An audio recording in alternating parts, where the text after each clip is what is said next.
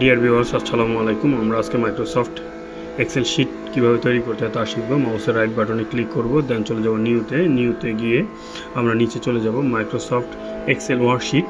দেন Microsoft Excel ওয়ার্কশিটে click করার পরে আমাদের মাইক্রোসফট এক্সেল শিটটি ক্রিয়েট করা হয়ে গেল। আমরা এটার একটি নাম দিব শিট SHEET।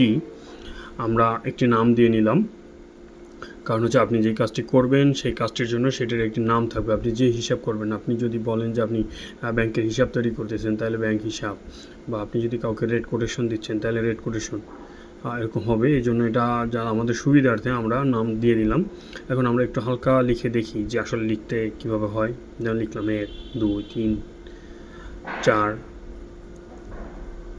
5, এরপরে লিখলাম হচ্ছে আরেকটি কলমে লিখলাম ABCDE।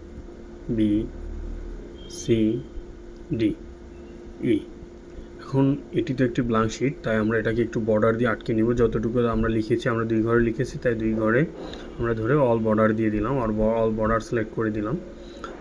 দেন আপনি চাইলে এখন আপনার এক্সেল শিটটি সেভ করে রাখতে পারেন। যে অবস্থায় রয়েছে আপনি পরবর্তীতে সেই অবস্থায় পাবেন।